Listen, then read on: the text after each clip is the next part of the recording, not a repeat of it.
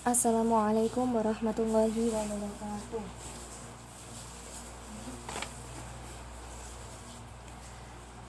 Assalamualaikum warahmatullahi wabarakatuh. Saya Fadia Lailatul Rahma dengan NIM 233161008, Prodi Tadris Matematika kelas 1A, akan menjelaskan tentang Makkiyah dan Madaniyah. Dengan latar belakang, dalam perkembangan dan dinamika turunnya wahyu terdapat berbagai istilah-istilah yang muncul dalam pengajian atau studi Al-Quran. Salah satunya ialah istilah Makki dan Madani yang tak lain juga disebut dengan Makkiyah dan Madaniyah. Kedua kata tersebut diambil dari dua nama kota besar di Jazirah Arab, yaitu kota Makkah dan kota Madinah. Kata Makki dan Madani atau yang biasa disebut dengan Makkiyah dan Madaniyah merupakan salah satu dari penjelasan jenis ayat-ayat atau surat-surat yang ada di dalam Al-Quran. Makki dan Madani atau Makkiyah dan Madaniyah merupakan salah satu disiplin ilmu Al-Quran yang membahas dua periode penting tentang turunnya ayat atau surat dalam Al-Quran. Dan dalam penetapan ayat atau surat mana yang termasuk Makkiyah atau Madaniyah, terdapat beberapa teori yang telah dikemukakan oleh para ulama. Para ulama mengemukakan 4 perspektif dalam mendefinisikan terminologi Makkiyah dan Madaniyah. Keempat perspektif itu adalah masa turun atau zaman an-nuzul, tempat turun atau makan an-nuzul, objek pembicaraan atau mukhatab, dan tema pembicaraan atau maudhu. Selanjutnya ada pengertian dari Makkiyah dan Madaniyah. Yang pertama, dari teori historis, teori ini berorientasi pada sejarah waktu turunnya Al-Quran. Menurut teori ini, pengertian Makkiyah adalah ayat yang turun sebelum Rasulullah hijrah, meskipun ayat tersebut turun di luar kota Mekah, semisal di Mina, Arafah, atau Hudaybiyah, dan lainnya. Sedangkan pengertian Madaniyah adalah ayat yang turun sesudah Rasulullah hijrah, meskipun ayat tersebut diturunkan di Badar, Uhud, Arafah, atau Mekah.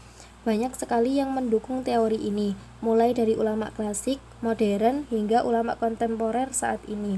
Adapun yang menjadi kelebihan rumusan teori ini adalah karena mencakup keseluruhan ayat atau surat dalam Al-Quran, sehingga dapat dijadikan ketentuan dan rujukan yang memadai. Yang kedua ada teori geografis, yang berorientasi pada tempat turunnya ayat atau surat Al-Quran. Menurut teori ini, pengertian Makkiyah adalah ayat yang turun di Mekah, baik waktu turunnya sebelum Rasulullah hijrah maupun sesudahnya. Sedangkan pengertian Madaniyah adalah ayat yang turun di Madinah, baik waktu turunnya sebelum Rasulullah hijrah maupun sesudahnya. Namun pada kenyataannya ada beberapa ayat Al-Quran yang tidak turun di wilayah Mekah maupun Madinah. Seperti tempat turunnya surat At-Taubah ayat 42 adalah di Tabuk, dan Az-Zukhruf ayat 45 di Baitul Maqdis, Palestina pada malam Isra Mi'raj. Yang ketiga, ada teori subjektif yang berorientasi pada subjek siapa yang dituju oleh ayat Al-Quran. Menurut teori ini, pengertian Makkiyah adalah ayat yang berisi panggilan kepada penduduk Mekah dengan panggilan wahai manusia, wahai orang-orang yang ingkar, dan wahai anak Adam. Sedangkan pengertian Madaniyah adalah ayat yang berisi panggilan kepada penduduk Madinah dengan panggilan wahai orang-orang yang beriman. Kelebihan teori ini ialah rumusannya dimengerti dan lebih cepat dikenali dengan kriteria panggilan yang khas dari keduanya tersebut. Namun teori ini banyak kelemahan pula, di antaranya rumusan pengertiannya tak dapat dijadikan ketentuan karena tak dapat mencakup seluruh ayat Al-Quran. Dari keseluruhan ayat Al-Quran yang berjumlah 6.236 ayat, hanya ada 511 ayat yang dimulai dengan panggilan. Dan dari 511 ayat tersebut yang dimulai dengan panggilan khas Makkiyah berjumlah 292 ayat, dan yang khas Madinah berjumlah 219 ayat. Selain itu, ada beberapa ayat yang dimulai dengan panggilan bukan termasuk ayat Makkiyah, seperti dalam Quran Surat Al-Baqarah ayat 21, Quran Surat An-Nisa ayat 1, dan An-Nisa ayat 133. Yang terakhir ada teori konten analisis yang berorientasi pada isi Al-Quran. Menurut teori ini, pengertian Makkiyah adalah ayat yang memuat cerita umat dan para nabi terdahulu, sedangkan pengertian Madaniyah adalah ayat yang berisi tentang hudud, faraid, dan sebagainya. Selanjutnya ada dasar penetapan Makkiyah dan Madaniyah. Terdapat dua cara untuk mengenali ayat dan surat yang termasuk kategori Makkiyah dan Madaniyah. Yang pertama, pengenalan cara simai adalah pengetahuan ayat dan surat Makkiyah atau Madaniyah yang diperoleh berdasarkan riwayat, melalui riwayat yang sahih dari para sahabat yang menyaksikan turunnya wahyu dan juga dari tabi'in yang mengetahuinya dari sahabat. Metode ini disebut al-manhaj as-simai an-naqli, yang secara harfiah berarti metode pendengaran dan periwayatan. Jika dasar yang digunakan untuk menentukan mana surat-surat dan ayat-ayat yang termasuk kategori Makkiyah dan Madaniyah adalah masa turunnya, maka cukup menelusuri riwayat dari para sahabat yang menyaksikan turunnya wahyu, kapan turunnya wahyu tersebut, apakah sebelum atau sesudah hijrah. Semua surat-surat yang turun sebelum hijrah seperti surat Al-Alaq, Al-Mudatsir, Al-Muzammil, Al-Fatihah, dan lain sebagainya termasuk kategori Makkiyah. Begitu juga semua surat-surat yang turun setelah hijrah seperti Al-Baqarah, Ali Imran, An-Nisa, Al-Maidah, dan sebagainya termasuk kategori Madaniyah. Jika tidak ditemukan satupun riwayat yang dapat diterima tentang kapan atau di mana surat dan ayat-ayat itu diturunkan, maka ditempuhlah cara yang kedua, yakni pengenalan cara kiasi adalah pengetahuan ayat dan surat Makkiyah atau Madaniyah berdasarkan kriterianya yang menonjol, antara lain melalui ciri penulisannya, kandungannya, redaksi dan uslubnya, dan lain sebagainya.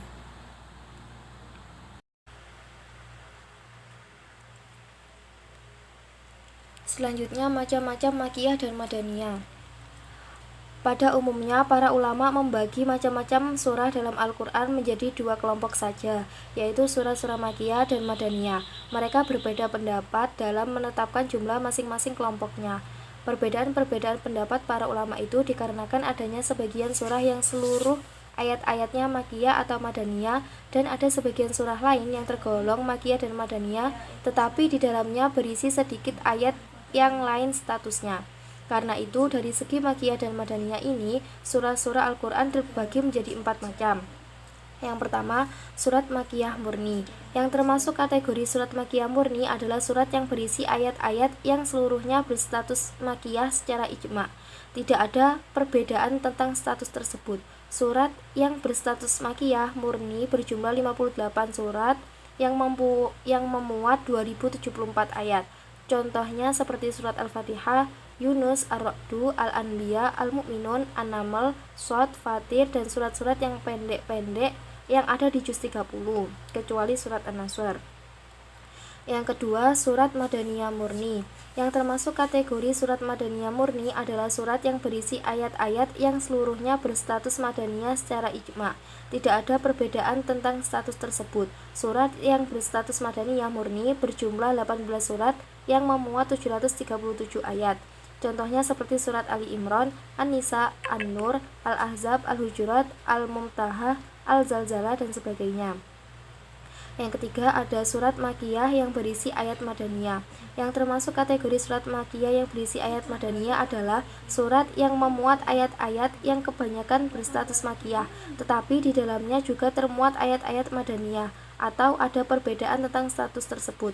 Surat yang berstatus Makkiyah yang tidak murni ini di dalam Al-Quran berjumlah 32 surat yang memuat 2699 ayat.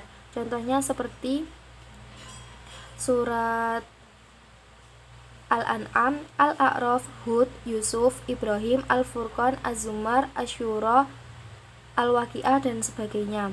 Yang keempat, ada surat Madaniyah yang berisi ayat Makkiyah. Yang termasuk kategori surat Madaniyah yang berisi ayat Makkiyah adalah surat yang memuat ayat-ayat yang kebanyakan berstatus Madaniyah, tetapi di dalamnya juga memuat ayat-ayat Makkiyah, atau ada perbedaan tentang status tersebut. Surat yang berstatus Madaniyah yang tidak murni ini di dalam Al-Quran berjumlah 6 surat yang memuat 726 ayat. yaitu surat Al-Baqarah, Al-Maidah, Al-Anfal, At-Taubah, Al-Hajj, dan surat Muhammad. Selanjutnya ada karakteristik Makkiyah. Ciri-ciri dari surat atau ayat yang menandakan Makkiyah. Yang pertama, surat atau ayat-ayat Al-Makkiyah memiliki ayat atau suku kata yang pendek-pendek, dan ayat-ayat yang digunakan dalam ayat tersebut sangat mengesahkan Allah karena penuh dengan sajak-sajak atau syair serta ungkapan perasaan. Kalimat yang dipergunakan juga tergolong fasih dan balik. Banyak qasam, tasbih, dan amsal. Gaya bahasa dalam surat atau ayat Makkiyah pun seringkali bersifat konkret maupun realistis materialis. Yang kedua, ayat-ayat Al-Quran yang diturunkan di Mekah banyak berisikan tentang ajakan untuk bertauhid, beribadah kepada Allah, serta meninggalkan segala bentuk peribadatan kepada yang selain Allah. Ayat-ayat Makkiyah juga mengisahkan tentang para nabi dan kehidupan umat-umat terdahulu, pembuktian tentang risalah Allah, kebenaran akan adanya hari kebangkitan dan hari pembalasan, kedatangan hari kiamat dan segala keringanannya, penjelasan tentang surga dan segala kenikmatannya, serta neraka dan segala siksaannya. Selanjutnya ada karakteristik Madaniyah. Ciri-ciri dari surat atau ayat yang menandakan Al-Madaniyah. Yang pertama, ayat atau surat-surat yang menandakan Madaniyah menggunakan kata-kata atau kalimat yang bermakna mendalam, kuat, dan juga kokoh. Kata-kata atau kalimat dalam surat Madaniyah juga menggunakan kalimat-kalimat usul serta ungkapan-ungkapan syariah. Serta dalam surat atau ayat-ayat tersebut terkandung seruan ya ayyuhalladzina amanu, dan identik dengan ayat yang panjang-panjang dengan menggunakan gaya bahasa yang dapat menjelaskan tujuan dari ayat tersebut serta dapat memantapkan syariat. Yang kedua, di dalam surat atau ayat-ayat Madaniyah mengandung kewajiban bagi setiap makhluk serta sanksi-sanksinya, seperti perintah untuk beribadah serta beramal soleh, perintah untuk berjihad, perintah kepada ahli kitab untuk masuk Islam, perintah untuk berdakwah, dan lain sebagainya. Dan juga di dalam surat-surat Madaniyah disebutkan tentang orang munafik, kecuali dalam Quran surat Al-Ankabut serta dalam surat Madaniyah terdapat dialog yang terjadi dengan para ahli kitab yang berisi tentang hukum dan perundang-undangan.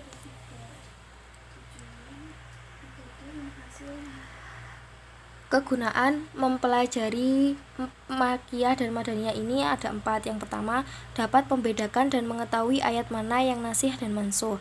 Yang kedua, dapat mengetahui sejarah hukum Islam dan perkembangannya yang bijaksana secara umum. Yang ketiga, dapat meningkatkan keyakinan terhadap kebesaran, kesucian, dan keaslian Al-Quran. Dapat mengetahui situasi dan kondisi lingkungan masyarakat pada waktu turunnya Al-Quran. Berikut adalah pembagian surat Makkiyah dan Madaniyah dalam Al-Quran. Terdapat 21 pasang surat Makkiyah dan 14 pasang surat Madaniyah.